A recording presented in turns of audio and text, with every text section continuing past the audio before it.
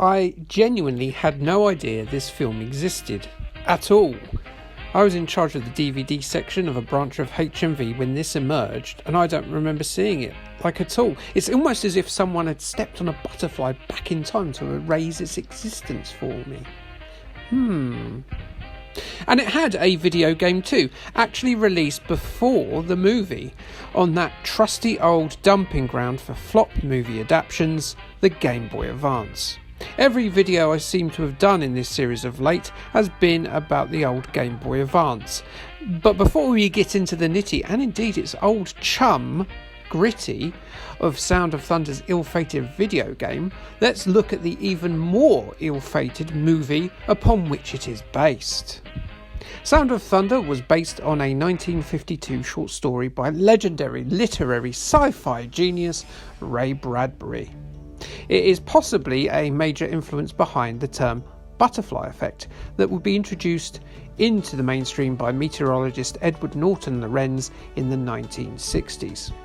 The concept of the butterfly effect is that the flapping of a butterfly's wings in one part of the world could create a hurricane on the opposite side of the globe, a chaos theory term that is used by time travel sci-fi to describe how the consequences of the seemingly minor act of killing a butterfly in the past could create massive changes to the future. In the story of Ray Bradbury's A Sound of Thunder, someone kills a butterfly, and that changes the future. The storyline of the book is that a company called Time Safari, based in the year of 2055, allow wealthy elites to go back in time to hunt dinosaurs. This, including the stamping on of a butterfly, eventually leads to the future being irrevocably changed. The 2005 movie, directed by Time Cop relic and End of Days helmer Peter Hyams, takes most of the story, but adds, wait for it, baboon lizards. Yes, I love baboon lizards. They combine the best aspects of baboons and lizards. So yeah, the time meddling in this movie results in a slew of shagged up nature, none more freaky than the creature sitting atop evil CEO Ben Kingsley's head. Also starring Ed Burns of Saving Private Ryan and Catherine McCormack from Braveheart, Sound of Thunder takes some significant liberties with the original tale.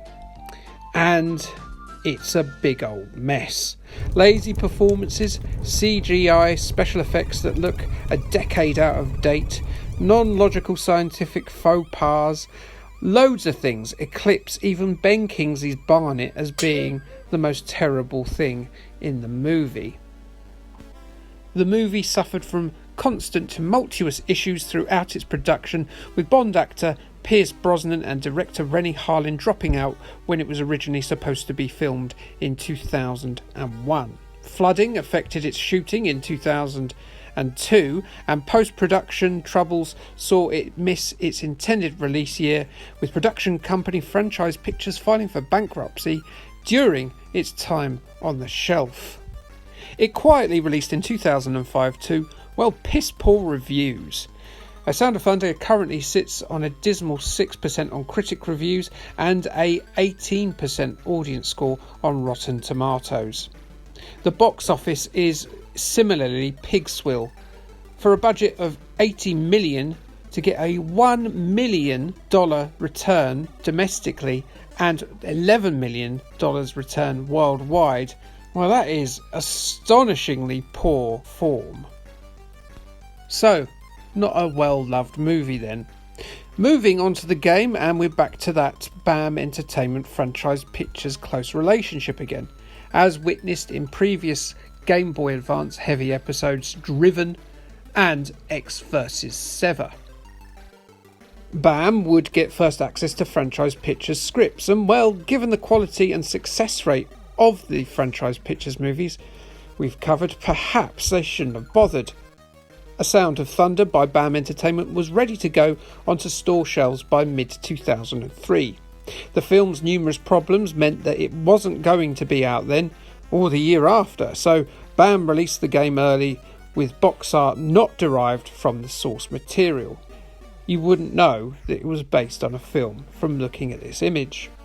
Released on Game Boy Advance in Europe in 2004 and in America in 2005, exactly a year apart, A Sound of Thunder was originally also going to come out on the GameCube, the Xbox and the PlayStation 2, but the film's struggles in production, along with the pair of franchise and BAM Entertainment close to closure, saw those titles binned. A Sound of Thunder was programmed by Mobius Entertainment, and it shares its distinct visual style with a pretty good Game Boy Advance version of Max Payne, which Mobius also made. A Sound of Thunder was the last game released that was made by Mobius before they became Rockstar Leeds, and well, let's just have a look at the list of games they've made since. I think you'll agree they did okay. So Mobius' subsequent pedigree surely indicates that A Sound of Thunder is going to be pretty good, right? A hugely underrated title stapled onto a bit of a dud of a license, surely. Well, not really. It's not terrible, but it's far from a classic. It's a meh title, a right in the middle of the road vanilla experience. Just like the movie and the original tale, Dino Hunters have caused the present to get all hokey thanks to their prehistoric prattling about. The majority of the game takes place in the modern cityscapes that are overrun by scaly Jurassic bastards and other creatures from the dawn of time that found themselves in the present day because of all that chicanery back from what those hunters were doing. And you, as Travis Ryer, the movie protag, have to survive and also have to fix what's happened to the world. What have they done to this world? Look what they've done. Michael Jackson, sing us home. No, don't. I'm not going to play it because, copyright strikes and that. And so the setup is in place for a survival horror shooter with puzzle elements. Constant time quakes spawn all sorts of newly evolved aggressors into the isometric environments. Graphics here are 2D in terms of the scenery, and smoothly animated 3D characters run about in it, and you know what, it looks alright, I guess. It certainly puts less stress on the Game Boy hardware to present it in such a way. The strange perspective for the shooter genre feels a little bit awkward, but Mobius have employed a lock-on function that kind of works most of the time, but requires the player to dance to and fro like a pissed-up Michael Flatley while the reticle changes colour, indicating that you can shoot. You'll need it for the myriad little pink swines that form the mainstay of A Sound of Thunder's enemies. The puzzle element requires you to shift crates and boxes about like you work for Hermes to create stairs. I'm sure we've all found footprints on our Hermes packages, making this the best, most relatable analogy ever. I'm sure you'll agree. It certainly breaks up the action a bit and is a welcome addition, this little puzzle-based element. Something that is not a welcome addition, in my opinion, is the dreadful driving section. Using the same engine for the cars is not a good idea. You can't see what's coming up in front of you when the screen flips as if you're in different rooms, and the car handles about as well as Miami Vice on the ZX Spectrum. That's a game I keep putting off but will eventually have to play because its control makes me about as angry as Lawrence Fox in a room full of COVID masks. So yes, the driving sections are dreadful, especially given that you're being pursued by an Allosaurus that wants to shove you down its gullet. A frustrating experience indeed.